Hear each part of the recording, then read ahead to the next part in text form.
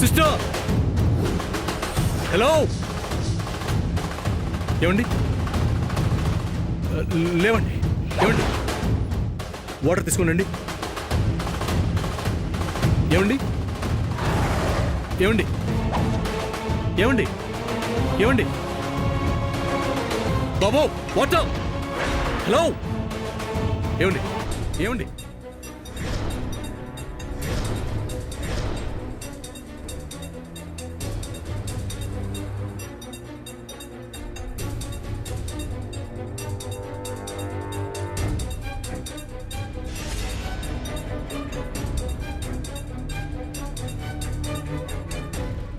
ఏమండి?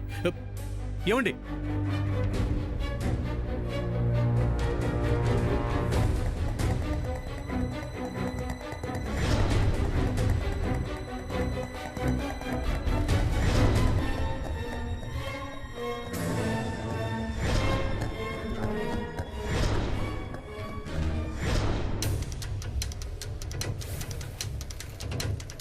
వాటర్ తాగండి.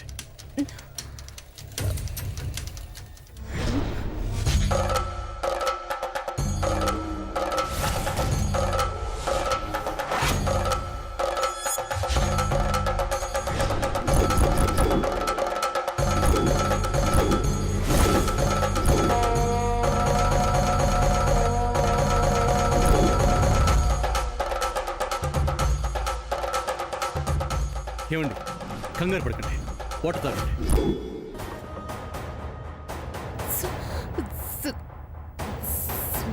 తాగండి.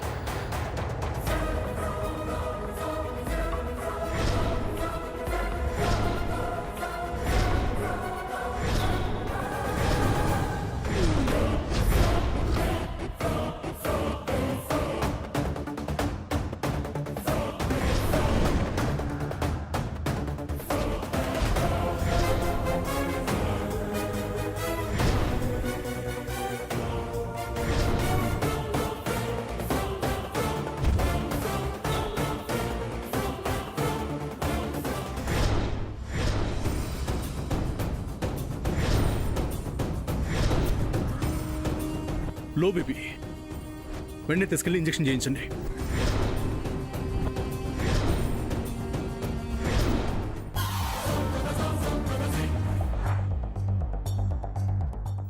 సాల్ట్ వాటర్ కూడా తాగించండి. అలాగే సార్. మీరేం భయపడకండి అమ్మా.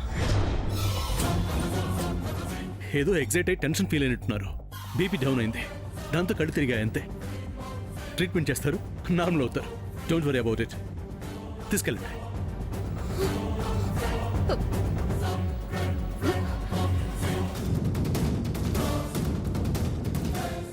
తీసుకెళ్ళండి.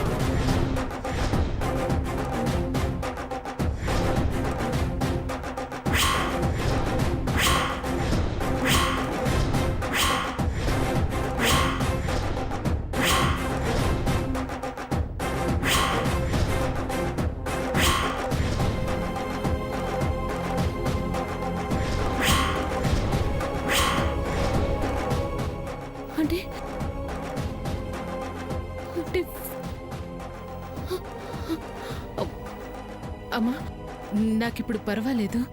మీరు వెళ్ళిపోండి, నేను వస్తాను డాక్టర్ అది దగ్గరికి. కాదండి. మీరు వెళ్ళండి అమ్మా, నాకేం కాదు.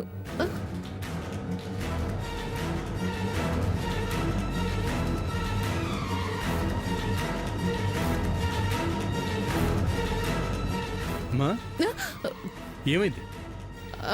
ఏం లేదురా, కొంచెం కళ్ళు తిరిగి లో బీపీ అనుకుంటాను, పడిపోయాను. ఇప్పుడు ఓకే కదా? ఎందుకమ్మా చిన్న చిన్న వాటికి ఎక్కువ ఆలోచిస్తావు? నేను నిజంగానే ఆయన కొట్టాననుకుంటున్నావా? కుట్టింది పద.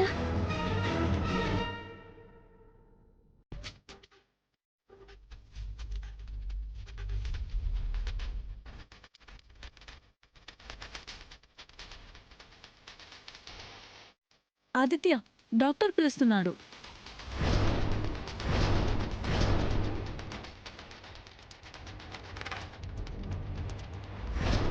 ఆదిత్య,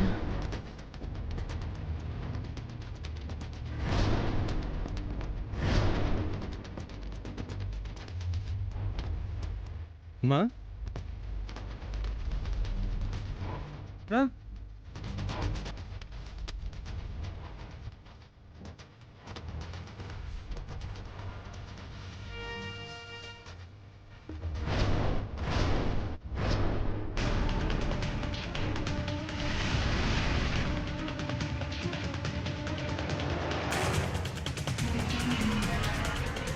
నాన్న రిలాక్స్.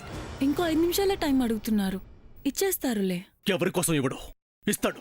మరెందుకు నాన్న ఇంకా కోపం?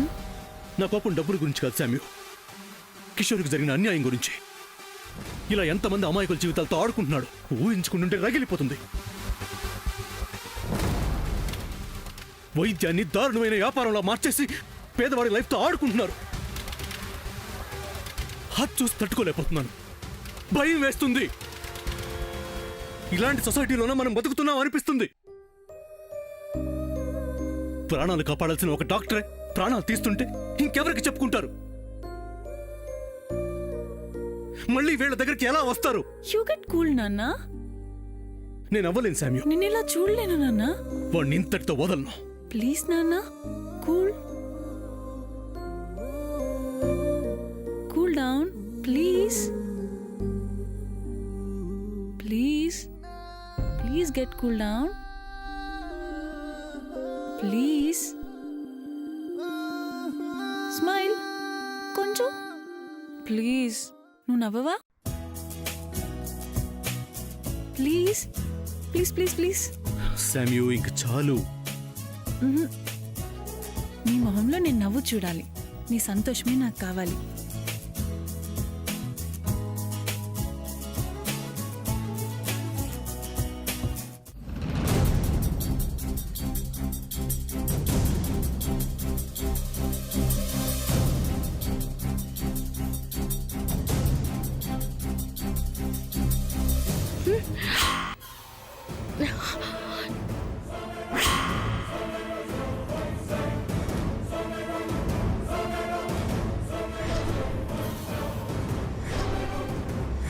నాకు చిరాకు వచ్చిందంటే సామాన్యం చేసుకోను, నిన్ను చేసుకోను.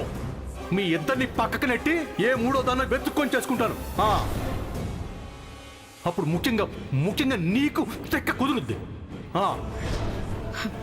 అన్న మాట నిజం చేసావా? మీ మధ్య ఎంత క్లోజ్నెస్ లేకపోతే ఎంత క్లోజ్గా ఉంటారు?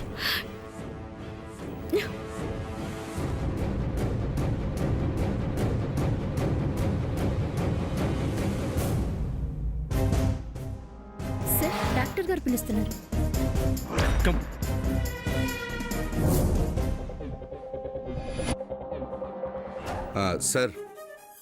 సార్ ఇదిగోండి 10 లక్షలు, ఇది 40,000.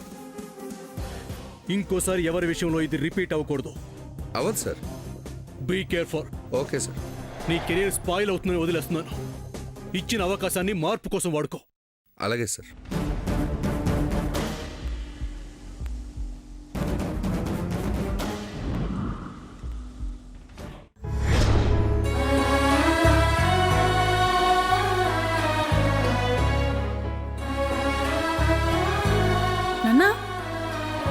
డాక్టర్కి నీ రేంజ్లో బుద్ధి చెప్పా, వణికిపోయాడు.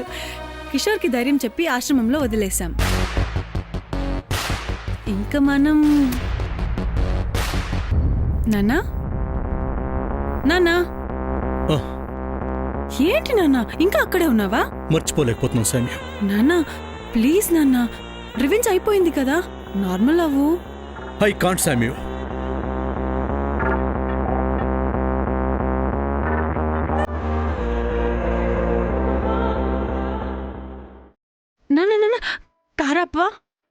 దేనికి? ఆపు చెప్తాను.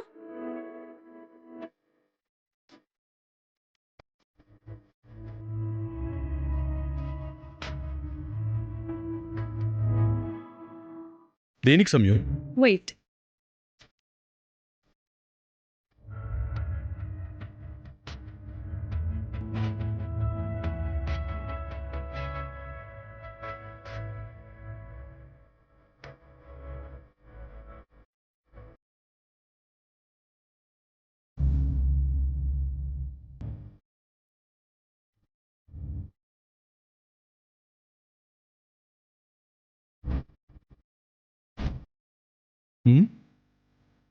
నాకా?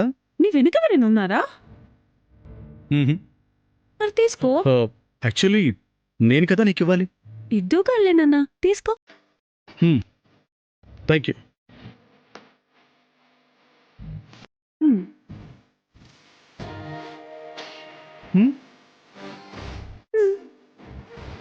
Thank you.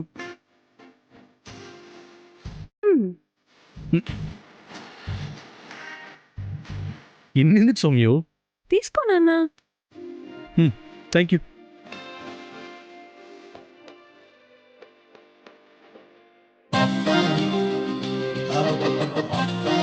Thank you. Thank you.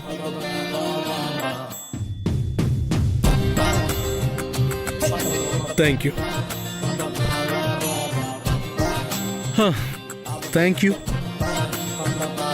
ఇంకా ఎన్నున్నాయి? అయిపోయాయి. అమ్మయ్యా. ఇప్పుడు ఐ లవ్ యూ చెప్తూ నువ్వు నాకు ఇవ్వు. ఇన్నా చాలాసేపు పడుతుందేమో. అవని నాన్న. సరే. I love you.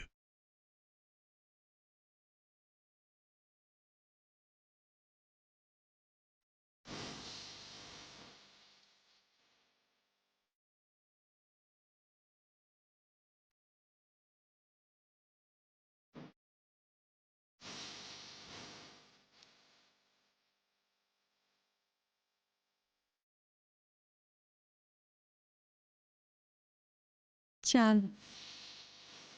ఒకసారి కదా చెప్పాను. నువ్వు ఒక్కసారి చెప్పినా హార్ట్ఫుల్గా చెప్తాను నాన్న. నిన్ను కష్టపెట్టను.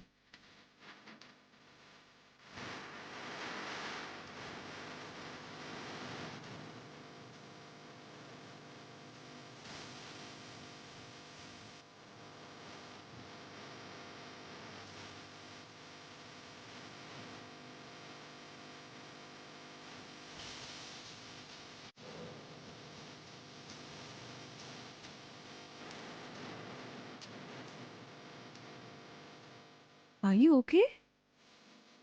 ఉన్న ఆయుధానికి ఇంకోటి కొత్తది కలిపి ట్రై చేసావు కదా. ఓకే. జస్ట్ చేంజ్ నాన్న. నువ్వు చేంజ్ అయ్యావు కదా, అది నాకు చాలు.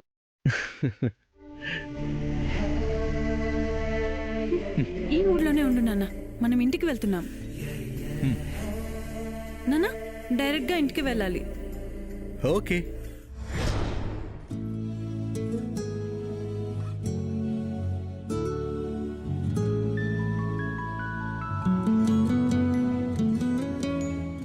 రండి రండి బాబు, కూర్చోండి కూర్చోండి. బాబు ప్రయాణం బాగా జరిగిందా? It's okay uncle. ఇంటికి రావడానికి లేట్ అయింది ఏం సంయుక్త? అది ల్యాండ్. సమయం ల్యాండ్ గురించి ఏమీ చెప్పుకో. రేపు శంకుస్థాపన పెట్టాను. దాన్ని మీ అమ్మా నాన్న చేయబోతున్నారు. రేపు చెప్దాం. సర్ప్రైజ్. ఏమైంది? రేపు చెప్తానండి. సర్ప్రైజ్. ఓ, సర్ప్రైజ్లు ఇవ్వటం అంటే బాబుకి ఇష్టమని నా బంగారం చెప్పింది. నాకు భలే ఇష్టం. మేము మాత్రం మీకు సర్ప్రైజ్ ఇవ్వాలనుకోవట్లేదు బాబు. ముందే చెప్తే ప్రిపేర్ అవుతారు కదా ఆదిత్య, అందుకని. ఏంటంటే మీకు నచ్చిందే బాబు. మీకు రేపు ఎంగేజ్మెంట్ ప్లాన్ చేశాం.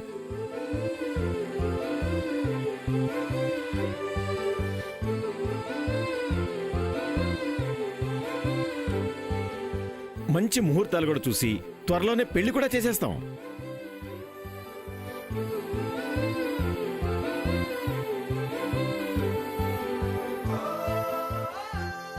ఏంటి బాబు అలా అయిపోయావు?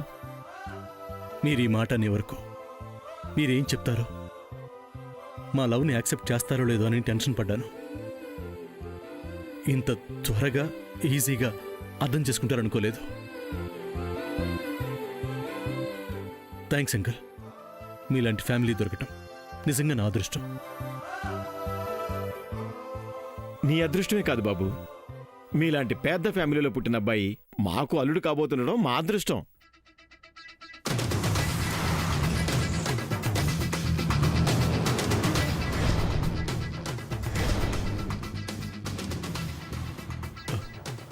అంకుల్, మా అమ్మాయి చెప్పిందిలే బాబు, మీ కుటుంబం గురించి మొత్తం చెప్పింది.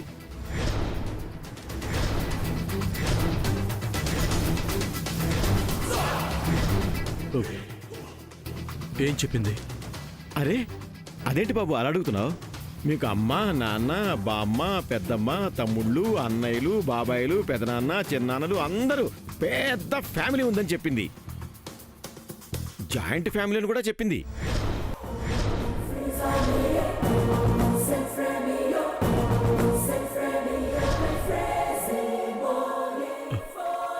అంకుల్,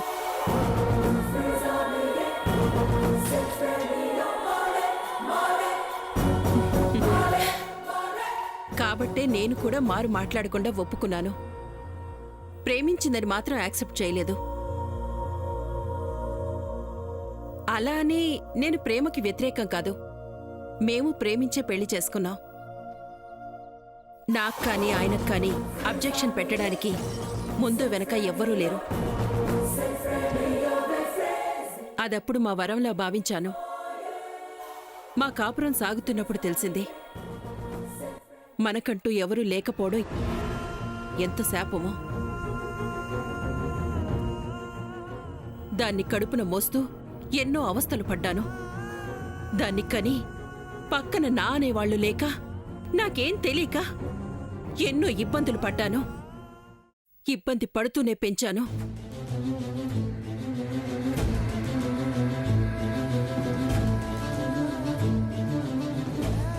ఆయనకు ఆరోగ్యం బాగోపోయినా నేనే చూసుకోవాలి. నాకు ఆరోగ్యం బాగోపోయినా నేనే బాధపడాలి. ఒక్క సమస్యని కాదు, అన్ని సమస్యలే. వినటానికి మీకు చిన్నవిగా ఉన్నా అనుభవించిన నాకు తెలుసు అదెంత కష్టమో. అందుకే డిసైడ్ అయిపోయాను. నా కూతురు నేను పడిన కష్టం పడకూడదని డిసైడ్ అయిపోయాను. దీనికి అందరూ ఉండాలని డిసైడ్ అయిపోయాను.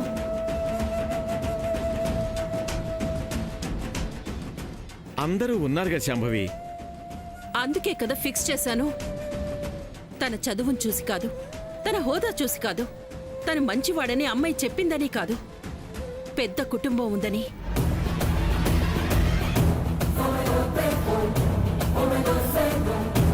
మీ వాళ్ళకి రేపు ఎంగేజ్మెంట్ అని చెప్పు ఆదిత్య. అందర్నీ పిలు.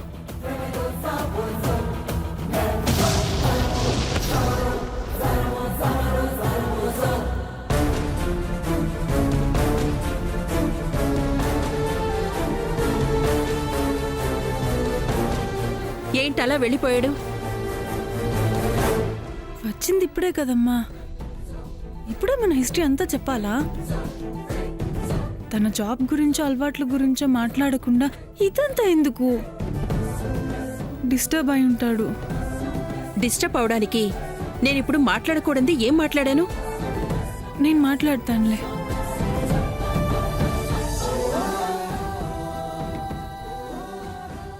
ఏంటండి, వాళ్ళ ఫ్యామిలీని ఎంగేజ్మెంట్కి పిలవమనేగా చెప్పాను. ఇందులో తప్పే ఉంది? నీకు విషయం అర్థం కాలేదు శాంభవి. బాబు రేపు సర్ప్రైజ్ ఇస్తానని చెప్పింది అదే, వాళ్ళందరినీ మన ఇంటికి తీసుకురావడమే అయి ఉంటుంది. నువ్వు అదే అడిగేసరికి సర్ప్రైజ్ మిస్ అయిందని డిస్టర్బ్ అయి ఉంటాడు. అదే విషయం, అదే. అమ్మాయి వెళ్ళిందిగా, మాట్లాడి కూల్ చేస్తుందిలే.